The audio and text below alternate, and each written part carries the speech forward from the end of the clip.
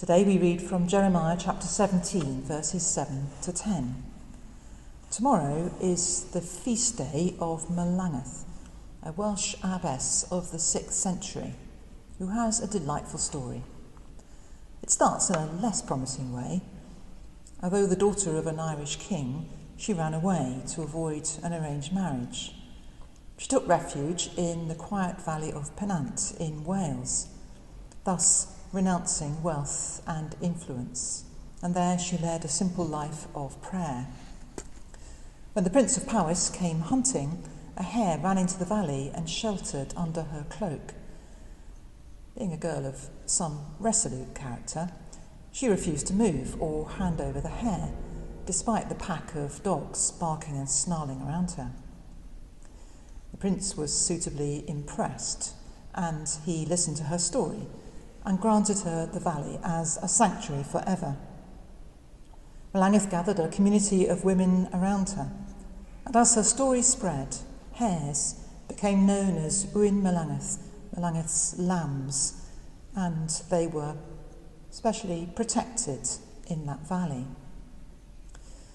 Her shrine was restored in 1989 and can be visited today in the tiny Norman church at Pennant Melangell, in the midst of the Berwyn Mountains, a beautiful and remote spot.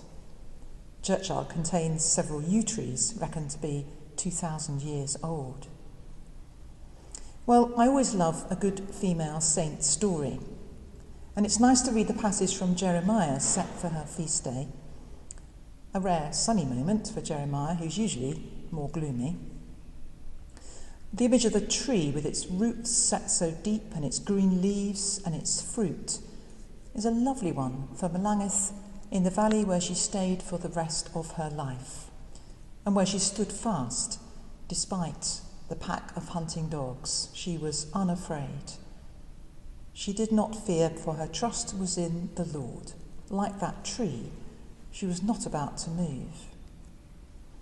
Jeremiah reminds us that the Lord sees our hearts and minds and knows us through and through, so evidently Melangell passed that test. Her faith went right through her, like the writing in a stick of rock.